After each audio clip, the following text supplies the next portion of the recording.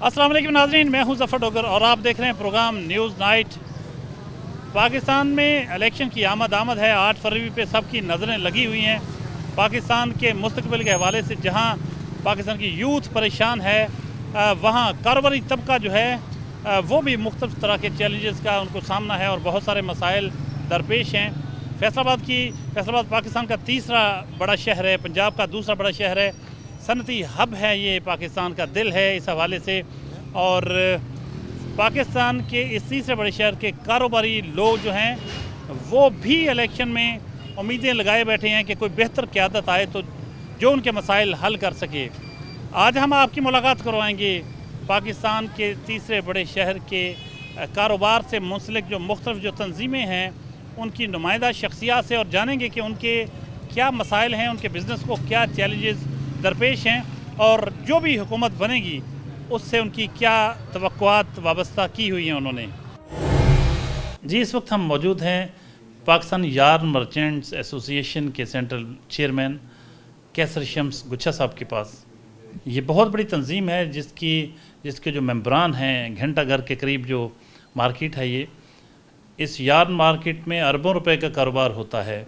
और पाकिस्तान के बड़े बड़े सनतकार जो हैं इस वक्त, बड़े बड़े बैंकर्स और पाकिस्तान के जो रिचेस्ट लोग हैं वो इसी मार्केट से उन्होंने जन्म लिया। यहीं से कारोबार करते करते वो आला मकाम पर पहुँचे, बहुत बड़ा नाम पैदा किया और इस वक्त उनका पाकिस्तान की जो मुमताज़ तरीन सनतकार हैं उनमें शुमार होता है।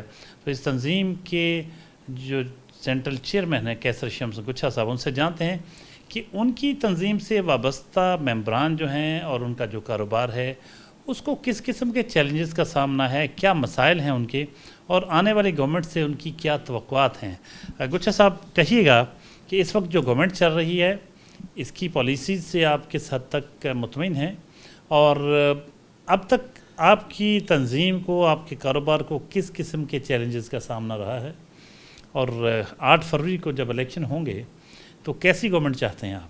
जी, सबसे पहले डॉक्टर साहब को बहुत शुक्रिया, आपकी मेहरबानी, आप यहाँ हमारे दफ्तर तशरीफ़ लाएँ।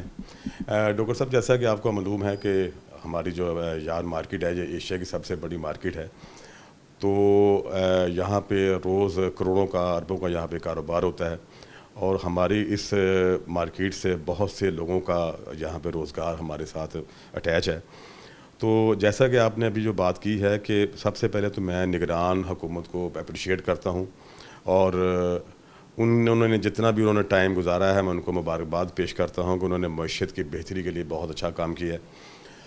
और बाकी दूसरा ये है कि हम जबकि जैसा आपको पता है कि 8 फरवरी को इलेक्शन हमारा जो अनाउंस हुआ है, तो as a businessman, as a chairman yarn market, हम तो सब ताजर जो लोग हैं, हम तो हुकूमत से यही उम्मीद रखते हैं कि अल्लाह खैर रखे कि इलेक्शन के बाद एक अच्छी हुकूमत बने, हमारे कारोबार चलें, हमारी टेक्सटाइल हमारी जो पॉलिसी अभी तक अनाउंस नहीं हुई, हमारी टेक्सटाइल पॉलिसी अनाउंस हो। उसके अलावा जो हमें कारोबारी चैलेंज जो हैं, अभी देखें, एक हुकूमत होती है जो कि मुंतखब हो के इलेक्टेड हुकूमत होती है, उसके मामलात और होते हैं। निगरान हुकूमत के पास इतने इख्तियारात नहीं होते और जो मामलात हम चाहते हैं, जिसकी हमें कमी थी, उसके बारे में हम आने वाली हुकूमत से इंशाल्लाह ताला उम्मीद करते हैं कि वो मामले हमारे ठीक करेंगे। जैसा कि देखें, इस वक्त हमारी मुल्क में बिजली की प्राइस बहुत ज़्यादा है, उसके अलावा बैंक का इंटरेस्ट रेट बहुत ज़्यादा है, उसके अलावा हमारे पास डॉलर की कमी है। बाहर से हमारी इस वक्त लाखों के हिसाब से हमारी इंडस्ट्री हमारी वहाँ मिशरिया पोर्ट पे पड़ी, हमारे पास डॉलर नहीं है। और इसके अलावा से जैसे कि इस वक्त मैंने पहले आपको बताया कि इस वक्त हमारे फैसलाबाद में लाखों हमारी पावर लूम है, उसमें 50% हमारी पावर लूम बंद पड़ी है। हमारी डाइंग इंडस्ट्री 50% हमारी बंद पड़ी है। हमारी इंडस्ट्री के लिए गैस नहीं है, हमारी इंडस्ट्री के लिए बिजली महंगी है, जिसको सबसे बड़ा हमारा जो रॉ मटेरियल हमारी जो इंडस्ट्री का वो बिजली है, इलेक्ट्रिसिटी है। हम चाहते हैं कि हमारी जो ये बिजली की प्राइस ये कम होनी चाहिए, हमारा बैंक इंटरेस्ट के रेट कम होना चाहिए। उसके अलावा मुल्क में एक सियासी जो अदम इस्तेहकाम है, सबसे पहले वो बेहतर होना चाहिए। आपको पता है पूरे इस 2 साल में हमारा सियासी अदम इस्तेहकाम होने की वजह से, सियासी मामलात ख़राब होने की वजह से हमारी इंडस्ट्री तबाही के दाने पहुँची। हमारे कारोबार बंद हो गए हैं, हमारी पावर लूम बंद हो गई है, उसकी वजह से हमने बहुत नुकसान उठाया। اب ہم جو ہے حکومت سے یہ مطالبہ کرتے ہیں, حکومت سے ہماری انشاءاللہ تعالی ہمیں امید ہے کہ آئندہ آنے والی جو بھی حکومت بنے گی وہ ہمارے عوام کے لیے, کاروباری طبقے کے لیے انشاءاللہ تعالی وہ بہتر سے بہتر کام کرے گا انشاءاللہ. گچھا صاحب یہ بتائیے کہ ایک الزام اکثر لگتا ہے کہ یہ جو مارکیٹ ہے یار مارکیٹ ہے, جس کی ایسوسیشن کے آپ چیئرمین بھی ہیں, یہ اربوں روپے کا بزنس آپ خود تسلیم کرتے ہیں, لیکن اس حساب سے قومی خزانے میں کوئی ٹیکس جمع نہیں کروایا جاتا.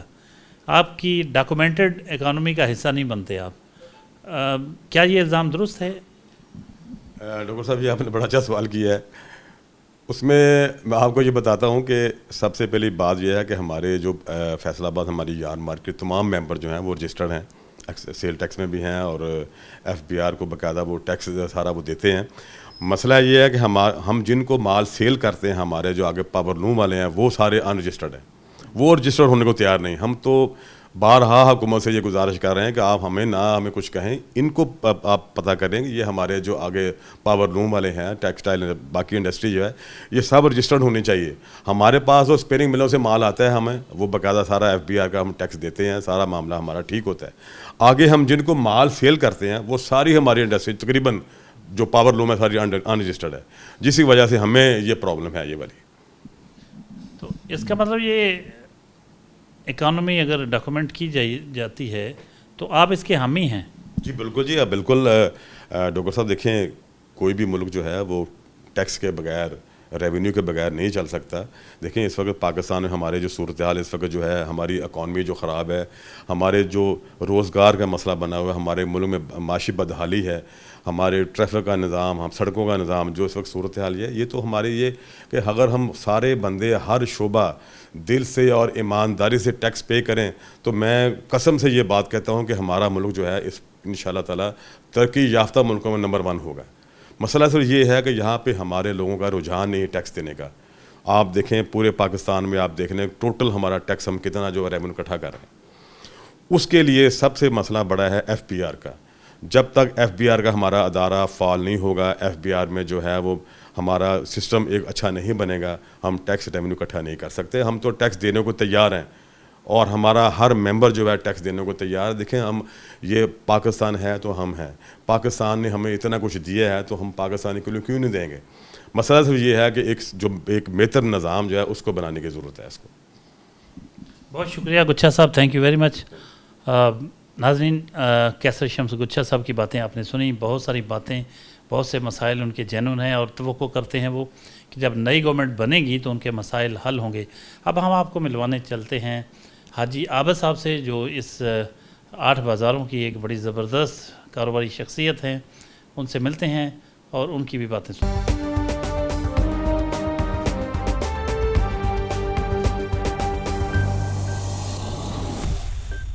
اس وقت ہم موجود ہیں حاجی عابد صاحب کے ساتھ. گھنٹہ گھر کے جو 8 بازار ہیں, ان میں جو ہول سیل ڈیلر کہہ لیں, ہول سیل میں جتنا بھی جو اہم شعبے ہیں, ابھی ان سے جانیں گے کہ کون کون سے شعبے کو وہ کور کرتے ہیں. اس کے بہت ہی مقبول ممتاز لیڈر ہیں حاجی عابد صاحب. ان سے بات کرتے ہیں کہ ان کے کاروبار کو کس قسم کے مسائل کا سامنا ہے, اور 8 فروری کو جو الیکشن ہونے جا رہے ہیں اس کے بعد وہ کس قسم کی حکومت دیکھتے ہیں, اور جو بھی حکومت بنے اس سے ان کو کیا توقعات اور کیا امیدیں وابستہ ہیں. السلام علیکم حاجی صاحب. جی وعلیکم السلام ورحمۃ اللہ وبرکاتہ. خیریت سے ہیں؟ الحمدللہ الحمدللہ. حاجی صاحب یہ بتائیے کہ جو آپ کے کاروبار کی نوعیت کیا ہے, کون کون سے سیکٹر کو آپ کور کرتے ہیں, اور آپ کے شعبے کے مسائل کیا ہیں؟ جی بسم اللہ الرحمن الرحیم. ڈاکٹر صاحب سے پہلے تو میں آپ کا انتہائی شکر گزار ہوں کہ آپ نے اس موقع کے اوپر ہمارے ساتھ رابطہ کیا اور ہمارے حالات کو جاننے کے لیے بات کی. تو گزارش یہ ہے کہ سب سے پہلے آپ کے سوال سے پہلے میں چند باتیں ضروری کرنا چاہتا ہوں, اور بہت ادب کے ساتھ ہاتھ جوڑ کر اپنی پوری پاکستانی قوم سے درخواست کرتا ہوں کہ اللہ کے لیے یہ انتخاب جو آ رہے ہیں کوئی زندگی موت کا مسئلہ نہیں ہے. یہ انتخاب آتے رہتے ہیں, پہلے بھی آتے رہے, بعد میں آتے رہیں گے, لیکن جو ہماری اس وقت ذہنی حالت بن چکی ہے نا, اس سے کچھ اوائڈ کرنے کی کوشش کریں. بحیثیت مسلمان ہم سب آپس میں بھائی بھائی ہیں. یہ تو ہمارا دین کا مسئلہ ہے نا. تو اس حوالے سے ہمیں ایک دوسرے کی عزت احترام کرنا چاہیے. ووٹ جس کو مرضی دیں, ہم یہ نہیں کہتے کہ ووٹ کیا ہے, کیا کیسے کس کو دے رہا, ہم یہ نہیں کہتے. ہم یہ کہتے ہیں کہ ہم نے ایک ہی محلے میں رہنا ہے, ایک بھی شہر میں رہنا ہے, ملک ہمارا ہے. ہم اپنے آپ کو کم از کم اتنا کنٹرول رکھیں کہ کسی کی عزت نفس مجروح نہ ہو. ایک دوسرے کا عزت احترام جو ہے اس کو کرتے ہوئے ووٹ دیں, جس کو مرضی دیں, کوئی مسئلہ نہیں. اس کے بعد جو آپ نے فرمایا کہ ہمارا کاروبار جو ہے منٹکونی بازار کا, اس کی پوزیشن یہ ہے کہ اس میں جتنا بھی جنرل سٹور بھی ہے, اس میں کاسمیٹکس بھی ہے, اس میں جویلری کی بھی دکانیں ہیں, گارمنٹس کی بھی دکانیں ہیں, جنرل سٹور کی بھی ہول سیل دکانیں ہیں. مطلب ایون جو ہماری 24 گھنٹے کی ضروریات ہیں ہر طرح کی, وہ سارا بزنس ہمارا منٹکونی بازار میں شامل ہے. تو اب ہر بندے کے بے شمار مسائل ہیں. ایک تو مہنگائی کی وجہ سے ہمارا دکاندار بے انتہا پریشان ہے, اور اس کے لیے اب اخراجات اتنے بڑھ چکے ہیں, ایک گھریلو اخراجات بڑھ چکے ہیں, پھر دکانیں اکثر لوگوں کی کرائے کی دکانیں ہیں, وہ مسائل ہیں, پھر اس کے بعد بجلی کے بلوں کا مسئلہ ہے, پھر جو ہمارے پاس سٹاف ہے اس کی تنخواہوں کا مسئلہ ہے. لیکن ٹرن اوور جو ہے وہ انتہائی کم ہوتا جا رہا ہے مہنگائی کی وجہ سے. ایک تو ہماری یہ اللہ تعالیٰ سے بھی دعا ہے اور اپنے قائدین سے بھی دعا ہے کہ جو بھی آئیں اللہ تعالیٰ آپ کو خیر و عافیت سے لے کے آئے, اقتدار میں آئیں, لیکن ملک کے لیے اور عوام کے لیے ضرور کچھ نہ کچھ اس میں ریلیف دیں. اور اس میں سب سے پہلے یہ ہے کہ اب یہ جو ہماری پارٹیاں اس وقت قیادت کر رہی ہیں, ان کا ہر ایک بندہ اربوں خربوں پتی آدمی ہے کم از کم, تو وہ اپنی طرف سے بھی کچھ ریلیف دے نا لوگوں کو. اپنے جو ان کے اتنی بڑی جائیدادیں باہر موجود ہیں ان کو پاکستان میں لے کے آئیں, قربانی دیں, اور اس کے بعد قربانی کا تقاضا کریں. یک طرفہ نہیں کہ ہم قربانی ہمیں ہی ذبح کرتے ہیں, انہوں نے ہمیں اب عوام کو تو بے انتہا ذبح کر لیا. اب ہماری گزارش یہ ہے کہ یہ جتنے ہمارے قائدین ہیں اپنی بھی قربانی دیں, پھر اس کے بعد ہم بھی ہر طرح سے ان کے ساتھ کندھا لگانے کے لیے تیار ہیں. حاجی صاحب, لیکن باتیں آپ کی بہت اچھی ہیں. آپ کہتے ہیں قربانی دیں اور بڑے بڑے لوگ قربانی دیں. واقعی اس وقت یہی تقاضا ہے وقت کا کہ ہر کوئی قربانی دے. ہر وہ شخص جس نے اس ملک سے کمایا ہے, اب میں لوٹے کا لفظ نہیں بول رہا, میں کہہ رہا ہوں چلیں کمایا ہے, جیسے بھی کمایا, وہ اب اس کی باری ہے کہ وہ اس ملک کے لیے, عوام کے لیے قربانی دے.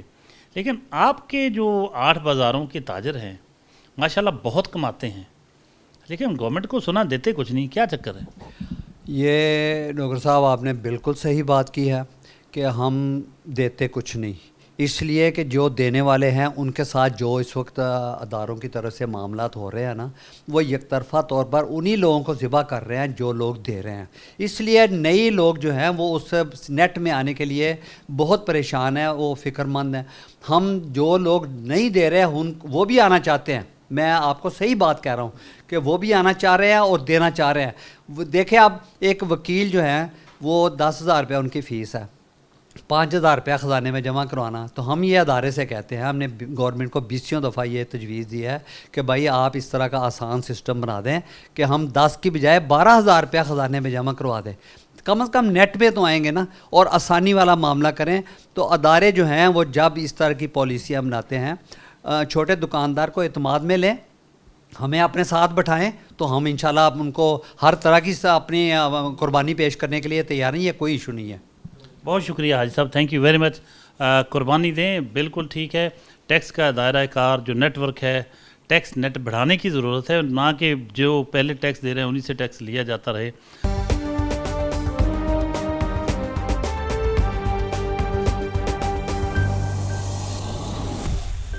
پروگرام کے اس حصے میں آپ کو ملواتے ہیں فیصل آباد کی بہت ہی ممتاز کاروباری شخصیت, جو وائس پریزیڈنٹ بھی ہیں فیصل آباد chamber of commerce and industry کے, فیصل آباد کریانہ مرچنٹ ایسوسی ایشن گول کریانہ کے پریزیڈنٹ ہیں, شوگر لنکرز ایسوسی ایشن کے پریزیڈنٹ, اور فیصل آباد کی ایک بہت ہی سرگرم, بہت ایکٹیو تنظیم, کاروباری تنظیم سپریم انجمن تاجران کے بھی پریزیڈنٹ ہیں.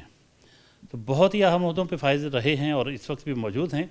ان سے جانتے ہیں, ان سے بہتر کاروباری طبقے کی نمائندگی, چھوٹے کاروباری طبقے کی نمائندگی خاص طور پر شاید ہی کوئی اور کر سکے.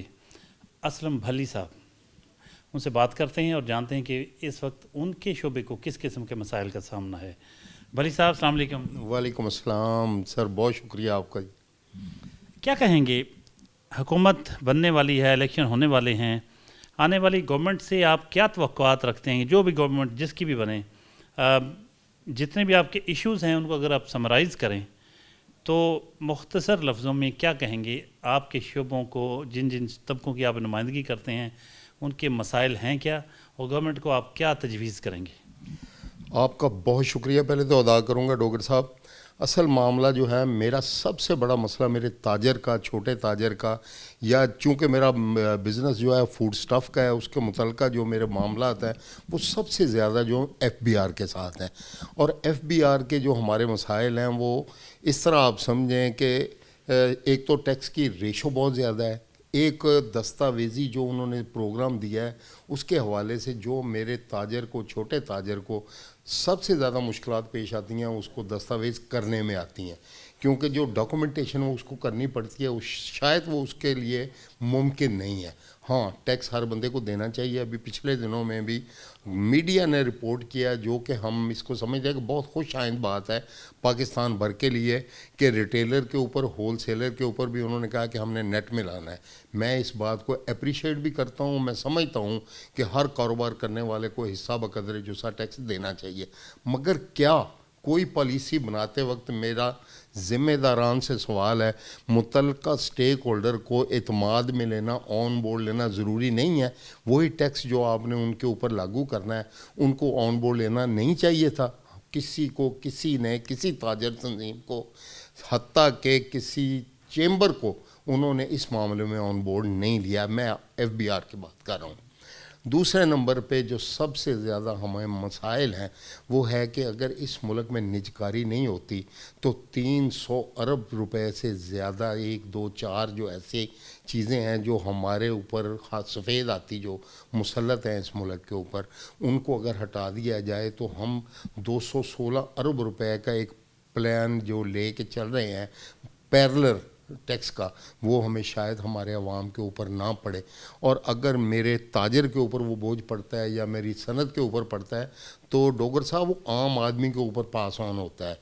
अभी 5 रुपए kg की आपने पिछले दिनों में सुनी होगी खबर, आपके मीडिया ने रिपोर्ट की है कि सेंट्रल एक्साइज ड्यूटी लगाने जा रही है गवर्नमेंट चीनी के ऊपर। 18% उसके ऊपर पहले ही सेल टैक्स है जो मेरा कंज्यूमर जो है वो पे कर रहा है। तो अब अगर 5 रुपए kg उसके ऊपर और हो गई तो 28 से 30 रुपए करीब पर केजी जो है उसके ऊपर टैक्स हो जाएगा। तो ये सारी चीज़ें इसको देखने के लिए ये ज़रूरी है कि हर बंदे को, हर ताजर तंजीम को या जो मुतल्लिका बंदा है उसको ऑन बोर्ड लिया जाए। अब अगर आप निजकारी नहीं करते तो ये सारे के सारे मामला चल रहे हैं।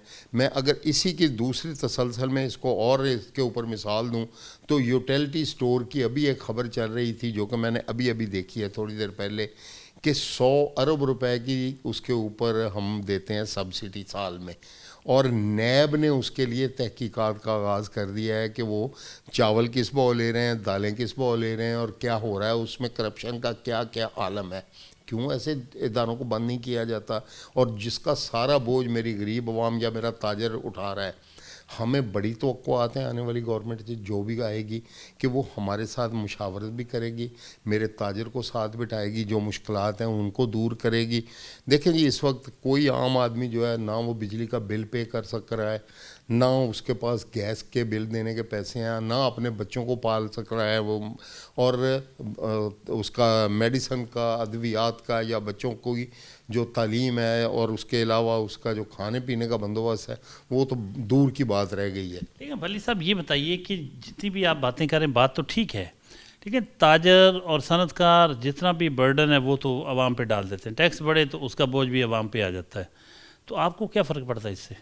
अंडरस्टूड है ये सर, पास ऑन तो उसने आम आदमी पे ही होना है, मगर जब आम आदमी पर पास होना तो क्या मैं आम आदमी नहीं हूँ? क्या मेरा ताजर आम आदमी नहीं है? क्या मेरा इंडस्ट्रियलिस्ट आम आदमी नहीं है? आप तो अपनी कमाई पूरी कर लेते हैं। नहीं, इस तरह नहीं है सर, क्योंकि जब मैं अपनी कमाई अगर मैं पूरी कर लेता हूँ अगर, तो मैं अगर एक चीज़ बेचता हूँ तो मैं 100 चीज़ें ख़रीदता भी हूँ। मैं कंज्यूमर मैं भी हूँ, आप भी कंज्यूमर हैं। एक ये नहीं हो सकता कि अगर मैं सिर्फ चीनी बेचता हूँ तो बाकी तो 100 चीज़ें मैं बाज़ार से खरीदता हूँ। आप चाहते हैं कि जो चीज़ आप बेचें उसकी खैर है, लेकिन जो बाकी हैं वो आपको सस्ती मिलें? नहीं, हर चीज़ सस्ती मिलनी चाहिए मेरे अवाम को, और उसके लिए पॉसिबल ये है कि मेरे इदारे काम करें। अभी मैं पिछले दिनों में मैं किसी का नाम नहीं लूँगा क्योंकि वो पोलिटिसाइज हो जाता है मामला। एक मेरे दोस्त ने, मैं दोस्त ही कहूँगा, जो भी हमारे लीडर्स हैं किसी भी जमात से खा उनका ताल्लुक़ हो, उन्होंने कहा कि 17 या 18 वजारतें ऐसी हैं जो गैर फ़ाल हैं और 400 अरब रुपया जो है वो उनके ऊपर हम ज़ाया कर रहे हैं। इसी तरह मुख्तलिफ महकमा जात हैं। ये आपके दोस्त बिलावल भुट्टो तो नहीं है? आप उसको छोड़ें, क्योंकि मेरा हर जो भी सियासी शख्सियत है इस मुल्क की, कोई भी खिदमत कर रहा है वो हमारे ही है ना लोग जी। अच्छा ये बताइए कि आप फैसलाबाद का जो स्ट्रक्चर, इसका इंफ्रास्ट्रक्चर है, उससे मुतमिन है? बिल्कुल नहीं, कत्तन नहीं। मैं इसको कहूँगा कि इस वक्त तो शहर लवारिस बना हुआ है। आने वाली हुकूमत से मुझे बड़ी तवक्को है। यहाँ पे पब्लिक ट्रांसपोर्ट सर नहीं है, इंफ्रास्ट्रक्चर यहाँ पे ठीक नहीं है, और यहाँ पे इस वक्त आप देखें तो किसी किस्म की कोई सहूलत नहीं है। मेरा आम आदमी जो है वो घर से, अगर मेरा ताजर भी है तो वो चिंगची पे सफ़र करने पर मजबूर है। अगर वो अपनी गाड़ी पे आता है तो उसको पार्किंग नहीं मिलती है। तजावज़ात की भरमार है। इदारे अपना काम नहीं कर रहे जिस तरह उनको करना चाहिए। उसके लिए हम बार बार कह चुके हैं, कोई तवज्जो नहीं है। इन सारी चीज़ों को देखना पड़ेगा। मेरे शहर को अगर कोई ओन नहीं करेगा तो ये नहीं मामला चलेगा। हाँ, आने वाली हुकूमत पे मुझे बहुत तवक्को आते हैं। अल्लाह करे कोई इस शहर का कोई वारिस आ जाए और इस शहर को लेके चले। जी, असलम भली कहते हैं कि काश इस शहर का कोई वाली वारिस हो और वो इस शहर को साथ लेके चले। वैसे वो तवक्को रखते हैं कि जो गवर्नमेंट बनेगी वो यकीनन अच्छा ही करेगी इस मुल्क के साथ, इस शहर के साथ, इसके कारोबार के साथ। अब हम Faisalabad chamber of commerce and industry के senior vice president doctor Sajjad Arshad से मिलने चलते हैं।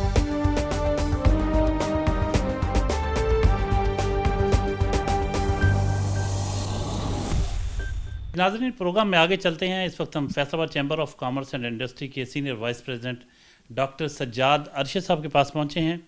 उनसे जानते हैं, वो बैक वक्त सनतकार भी हैं और बिज़नेस कम्युनिटी के बाकी जो दीगर सेक्टर हैं उनके भी मामलात को समझते हैं। तो फैसलाबाद की बिज़नेस कम्युनिटी की ओवरऑल नुमाइंदगी करते हुए, जिसमें सनतकार और ताजर भी शामिल होंगे, उनसे जानेंगे कि वो क्या जहन रखते हैं कि क्या इस वक्त उनको चैलेंजेस दरपेश हैं ज़राई सेक्टर को, सनती सेक्टर को, और आने वाली गवर्नमेंट से वो क्या तवक्कुआत रखते हैं। बहुत ही अहम शख्सियत हैं कारोबारी हवाले से और सीनियर वाइस प्रेसिडेंट हैं Faisalabad chamber of commerce and industry के। यकीनन उनसे बहुत सी अहम मालूमात लेने की कोशिश करेंगे। सर, कहिएगा, इंडस्ट्री को इस वक्त किस किस्म के चैलेंजेस का सामना है? वो ज़राई सेक्टर हो, क्योंकि वो भी एग्रो इंडस्ट्री है, और दूसरी टेक्सटाइल इंडस्ट्री हो या बाकी जो सेक्टर हैं सनत के। आप तो चैम्बर के सीनियर वाइस प्रेसिडेंट हैं, आप बताइएगा कि इस वक्त ओवरऑल हमारी कारोबारी बरादरी को किस किस्म के चैलेंजेस का सामना है। बहुत शुक्रिया डॉक्टर साहब। ये जो सूरत हाल है इस वक्त टेक्सटाइल की देख लेंगे। फैसलाबाद जो है ये हब है टेक्सटाइल का, और पाकिस्तान की मेजर एक्सपोर्ट जो है वो टेक्सटाइल की है। यहाँ पे कास्ट ऑफ डूइंग बिज़नेस इतना बढ़ गया है कि इसमें लोकल लेवल पे भी कंज्यूमर के पास इतनी है ही नहीं कि वो अफोर्ड कर सके। उसकी परचेजिंग पावर बहुत कम हो गई है। और जो बेसिकली है, जो कपड़ा जिस पे हम रिलाय करते हैं, जो हमारे 40% लेबर को रोज़गार फराहम करता है, और वो हमारी ये सूरत हाल बन चुकी है कि किसी भी मुल्क की तरक्की में जो बुनियादी किरदार अदा करती है वो एक्सपोर्ट करती है। एक्सपोर्ट हमारी जो है वो कम हो चुकी है। वो एक्सपोर्ट को बढ़ाना होगा। अगर पाकिस्तान की जो आने वाली खसूसी तौर पर हुकूमत बनेगी इलेक्शन के बाद, उससे हमें बड़ी तवक्कुआत हैं कि जो 3 सेगमेंट्स हैं जिससे किसी भी मुल्क की मईशत तरक्की करती है, फॉरेन डायरेक्ट इन्वेस्टमेंट FDI को बढ़ाया जाए, और उसके साथ साथ रेमिटेंस, जो पाकिस्तान में रेमिटेंस हैं वो बढ़े, और तीसरी बात ये है यहाँ से एक्सपोर्ट बढ़े। अगर ये एक्सपोर्ट बढ़ेगी तो ऑटोमेटिकली हमारे पाकिस्तान में ज़र मुबादला आएगा, पाकिस्तान तरक्की करेगा।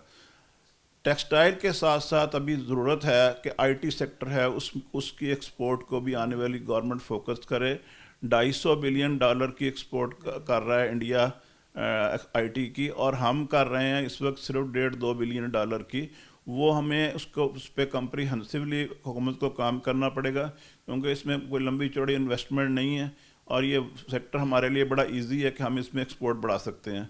एग्रीकल्चर सेक्टर है, उसकी एक्सपोर्ट को भी बढ़ा सकते हैं, क्योंकि उसमें हमें जाना पड़ेगा। जिस तरह अभी इस तरह प्रोडक्शन बढ़ी है, वो ये चीज़ ना हो।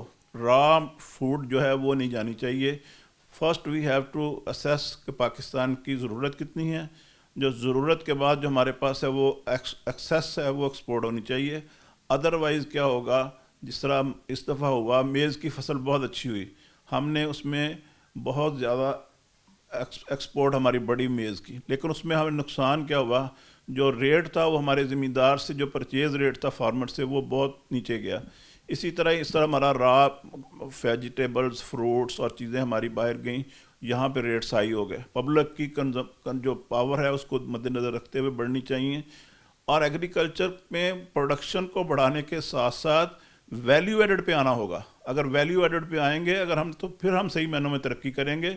اگر کچھ فروٹ ہے وہ 500 روپے کلو بکتا ہے تو وہ 3000 روپے کے جی بکے گا اگر وہ ہم اس کو ویلیو ایڈڈ میں کر کے تو ایکسپورٹ کریں گے.